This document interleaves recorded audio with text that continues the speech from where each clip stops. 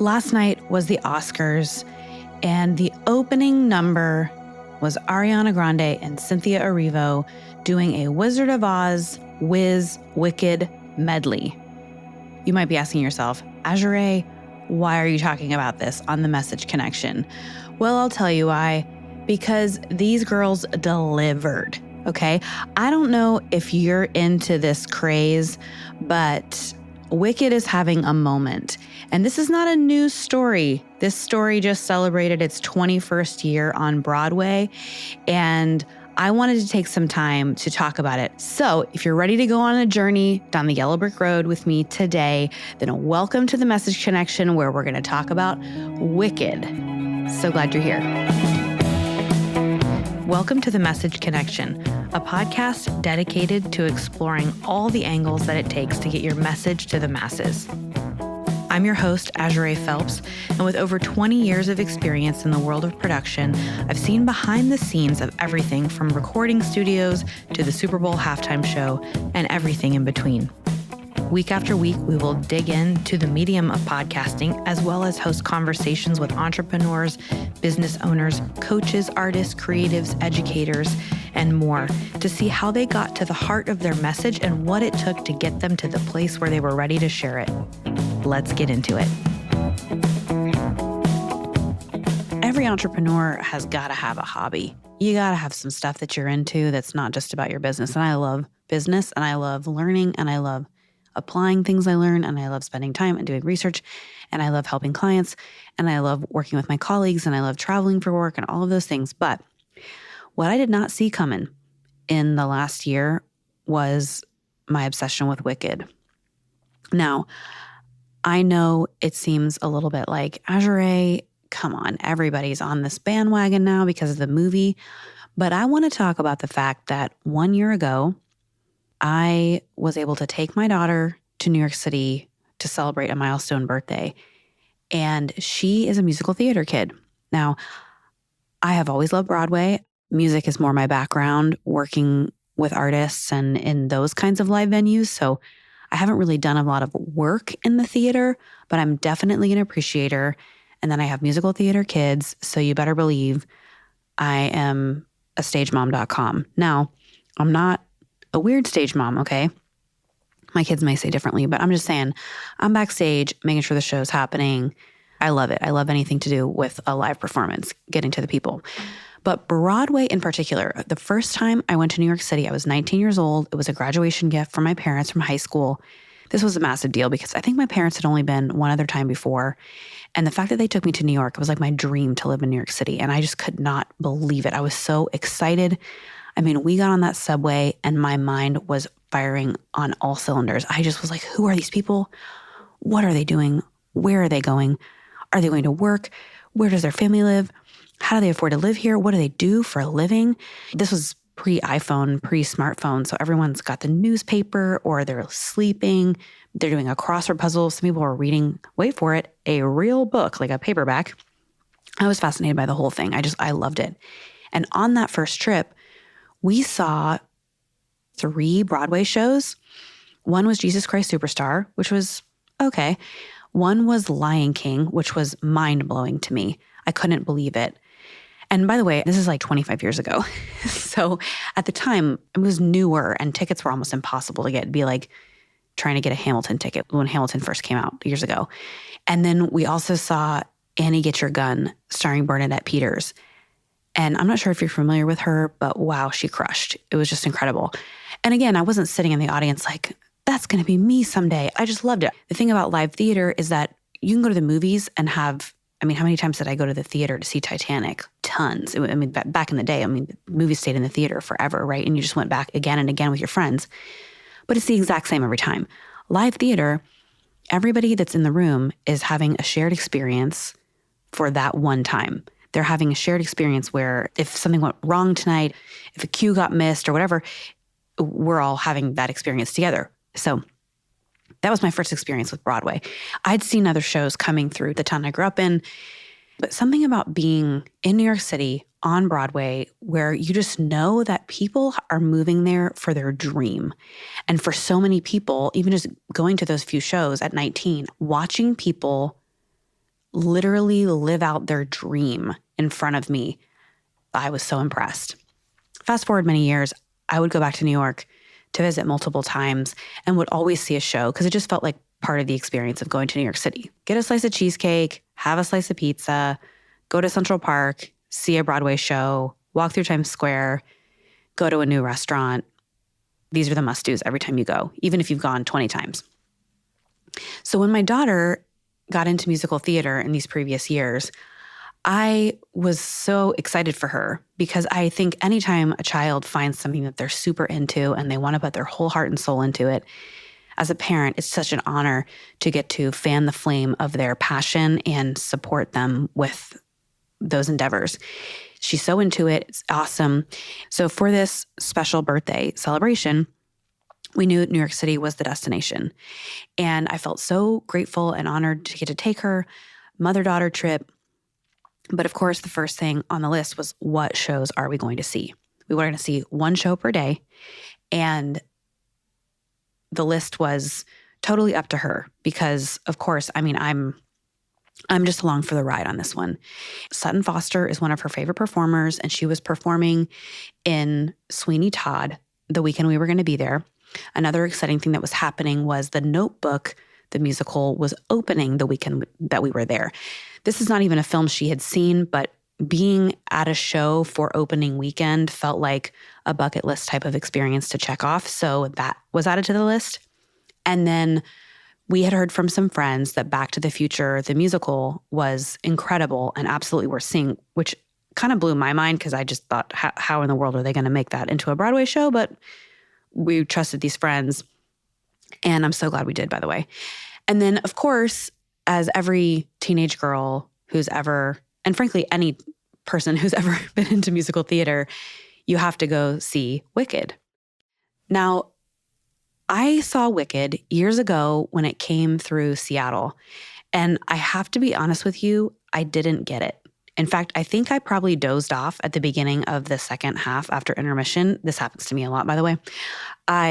Sometimes I'm just like, I'm nodding off. I'm not tracking. I don't know what's going on, and there's not enough peanut M&Ms to keep me awake. So my husband had read the book. He knew more what was going on. He was kind of explaining it to me, but I just wasn't in the wave of it. But my daughter really wanted to go, and so we went to see it on her actual birthday, her golden birthday, and that was a big deal. So it's an evening show. The lights are bright on Broadway. It was just incredible. We go to this show, and first of all, it is in the Gershwin Theater, which is the largest theater on Broadway. Every single seat is sold out. And we've bought our tickets in advance, by the way. But even still, every seat is full in the house. And they're doing this show 8 times a week, and every seat is full. This is before the movie, by the way. This is months before the movie came out. And we're there, and the energy is palpable. These songs have they're classic songs in the musical theater repertoire. Every kid learns popular. Defying Gravity is the vocal stretch of every child who's trying to learn how to be a singer in musical theater. There's lots of musical theater kids. There's families. There's people who have been there many, many times to see the show, and folks like us who it's their first time seeing it on Broadway. What we didn't know when we booked our tickets was that the main principals in the show, so those are the women who play Elphaba and Glinda, had just changed over. There were new contracts that had just begun 10 days prior to us being there. This is exciting, but we had no reference. So that night, it was a Friday evening, we're looking through the playbill, and we see not only is the Fiyero being played by an understudy, but the Elphaba is being played by the standby. Now, again, I have no reference for these women, and I'm just trusting the process, right? That we wouldn't be here on Broadway if they didn't think these people were absolutely 100% legit. I will tell you right now that these actors absolutely crushed it. I was completely enthralled with the entire thing. I was crying. I was so engaged. I couldn't believe it. I'm looking at my daughter. We're smiling ear to ear. I mean, the whole thing was absolutely stunning. We went to the stage door afterwards to meet some of the actors and actresses who came out to say hello and sign playbills. They were so kind. It was just the best atmosphere. It was wonderful. And I was completely shook. I was completely sold on the entire thing. I couldn't believe it. Okay, now people have all sorts of theories about this show, and I just want to remind you that my obsession with Wicked now is coming up on its year anniversary, and this was way before the movie. I didn't even know they were making a movie. This is how out of the mix I was. One of the main reasons that this show struck such a deep chord with me this time last year was that the year prior, my best friend since kindergarten had passed away from battling stage 4 breast cancer for almost 5 years, which what an incredible battle, what an incredible ride. And Wicked, to me, I mean, everyone has their own interpretation of the show, and believe me, there are many. But for me, and in the season of life that I was in, there was something about this show that struck this chord with me about friendship between women, what it's about to stand up for one another, to navigate societal pressure between communities, and to expand into the fullness of who you are. The storyline, the story arc, I don't want to give too much of it away, but for me, watching these two women navigate a friendship and even step into their respective roles in the community had me in my feels in a deep way. And this is because a huge part of what I have had to walk through in the last year is, why am I still here? And am I showing up fully into the life that I've been given? This story is so much about navigating those types of questions for me. You have Glinda, who is having to represent essentially a front to society that everything's great and grand. And you know what? Sometimes as a leader, you have to do that. As an entrepreneur, as a parent, you have to absorb things, keep them at bay, not to be, listen, I'm not saying to be disingenuous or to lie, but there is something to that, right? Like, everything's not for everyone to know. And she had to do that, and she did it with such poise and grace. And then you have Elphaba, who is coming into her own. And for me, in this last year, I have felt a sense of Elphaba-ness, of stepping out into my own uniqueness. The line that gets me in Defying Gravity, which, again, I'm not going to give anything away because this stuff is everywhere and these women have been singing it for over 20 years, but is when she starts to sing the word unlimited. And I am not here to talk about anyone else's experience, but I will say that for myself, in the constructs that I have been operating in and around for almost 45 years, the ways that I have limited myself, by the way, yes, society, la-di-da, all of that is neither here nor there, because at the end of the day, I'm responsible for me. 100. I believe that. I stand by that. Have there been hard circumstances? Absolutely. Have there been constructs that I've lived and operated in, things I've been a part of that limited my capacity, maybe even squashed a lot of who I am? Yeah, but guess what? I participated. So there's 100% ownership to take in these types of situations. And for me, cracking open this concept of being unlimited, why am I limiting myself? What am I doing? This is ridiculous. It is time to step into the fullness of who I am. And yes, to do that in a way that is honoring to how I'm wired and what I care about and all of that. But just watching her sing that and like have that realization, it cracked me open. And I was in a puddle. I was in a puddle watching it happen live. It was incredible. And mind you, so the first time I went to see it, I'm with my daughter. We're having this transcendent experience. Like I'm crying, she's crying.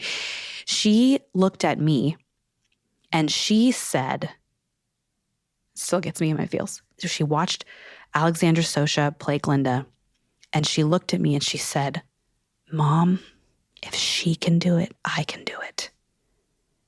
And I was like, whoa, this girl is so legit. She gets it. She sees someone else being brave, stepping into their gifts, using them fully. And instead of being intimidated and like, whoa, I could never, she's literally seeing possibility. In that moment, it changed me. I was like, what is this wisdom? What in the world? It was so incredible. So just that night alone was so amazing. And by the way, that night we saw the standby, Lissa deGuzman, play Elphaba. She absolutely, completely crushed it. I would have had no idea. So kudos to Wicked and their entire organization for just the level of talent that they maintain, pursue. So that was March 2024. And we had the best time. We came home. We're listening to the soundtrack on repeat. A couple months later, we had the opportunity to go back to New York City as a family, which means our son now got to have this Broadway experience. He had just done his first musical theater show, and he'd been listening to the record on vinyl in the house, and so he was stoked. We'd also been listening to Back to the Future on repeat because it was actually so incredible. And so as a family, we were like, okay, he's quite a bit younger, but we feel okay with him seeing Back to the Future and seeing Wicked. So all four of us went to see Back to the Future. Absolutely incredible. So much fun. Such a blast to share it with the boys because we'd had such a good time seeing it a few months prior. And then we did a divide and conquer where my son and I went to see Wicked and my husband and daughter went to see their show. And I mean, my son's mind was absolutely blown because again, think about this. He's been listening to the music and then to see it come to life on stage was just absolutely unreal. Now, the funny thing was here I'm seeing it again and Alexanda Socha is playing Glinda. Jordan Litz is back in as Fiyero. He was the cast Fiyero. But I saw Lissa deGuzman play Elphaba again. She was in the standby role again. I was like, what is going on? I guess she is my Elphaba. This is what people often say, like, whoever is your first Elphaba, like who you see on Broadway, like that's your Elphaba. And I'm like, I guess she's my girl, you know? And she crushed and I cried and it was beautiful and it was amazing and I couldn't believe it. I took my son to the stage door. They were so kind. Jordan Litz came out. He's talking to him like, are you an actor? And he got to say yes. And he signed his poster. And it was incredible. So then our daughter had wanted to see a show with a particular actress in it. And there was a standby that night. So we surprised her with tickets to go again. And we guaranteed everybody was in the show. And it was like, okay, cool, we're going to do it. And so then the rest of us were like, well, what are we going to do? At this time, Rachel McAdams was on Broadway in a play, and I went and got a day of seats. It was kind of cool to go by myself and see something different. And then the boys went back to Wicked. And they got to see Mary Kate Morrissey play Elphaba. So my husband's Elphaba is Mary Kate Morrissey.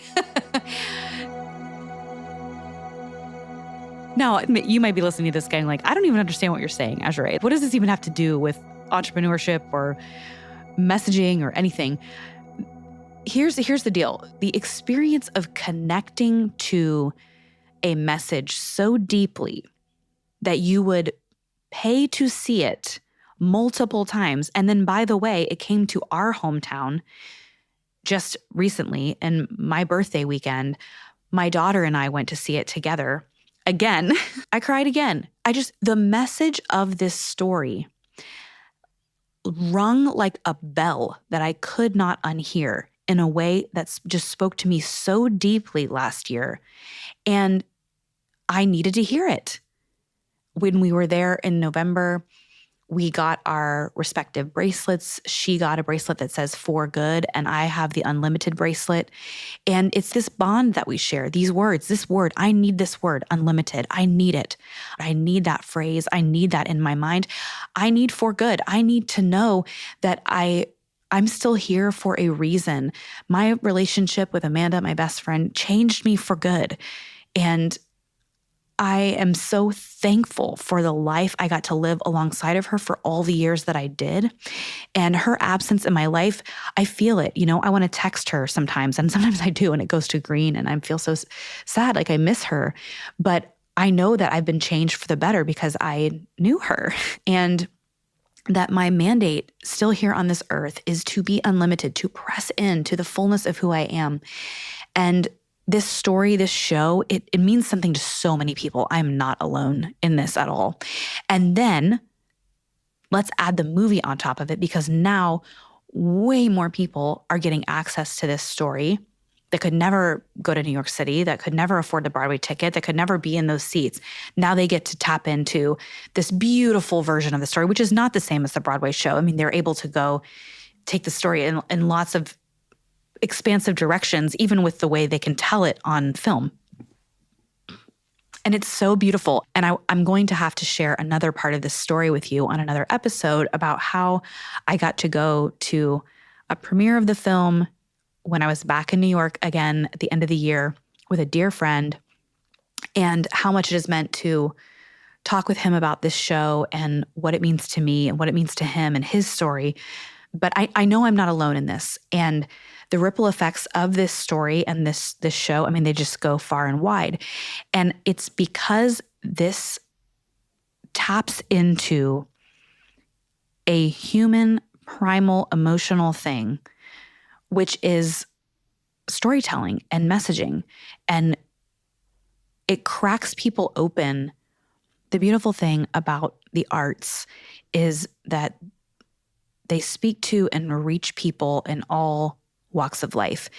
Everyone who sees Wicked has some version of this story, some way that they're impacted by it, just like going to a concert or reading a book that really impacted you deeply. You hear the song on repeat and you remember where you were, and you think about when you saw that performance live and what it meant to you, and the shared experience of being at the concert and buying the t-shirt. And these things, they stick with us because the message of these communicators cuts to the heart. All of us have a version of a story like this. And I'm just so grateful to Stephen Schwartz and the company of Wicked and all of the people, past, present, and future, who tell this story. I think it's such an important story. And it's meant so much to me and my little family. And it was a beautiful part of my year last year. And as the Broadway company is coming up on changing out their principals, which means that there are going to be new women playing the lead roles, I'm excited to see how the show's going to evolve and change, because everyone plays it a little bit differently. But I know it's going to be beautiful. If you have seen the Broadway show and you have thoughts, please, I would love to hear them. If you have seen the movie and you want to see the Broadway show, I'd love to know what you thought about the movie and who you related to the most, whose message lands in the pocket for you. My encouragement to you is, as an entrepreneur, as a solopreneur, a lot of you, make sure that you have hobbies, things that you enjoy, that you love sharing with friends and family. Make time for your passions and interests. It's important. It builds deeper connection with your clients, with friends, and that's what it's all about. So thanks for listening to me talk about one of my interests. I would love to hear what those things are for you and how it's impacted you and your business and your life and brought balance to your world. Have a great week, everybody. Thanks so much for listening to The Message Connection with Azurae Phelps. If you found this episode valuable, I'd love to hear from you. Check out the show notes for details on how to stay in touch, and please leave a review on your favorite podcast platform. These reviews help us reach more people who will enjoy and benefit from the show. Don't forget to subscribe to The Message Connection wherever you get your podcasts so you never miss an episode.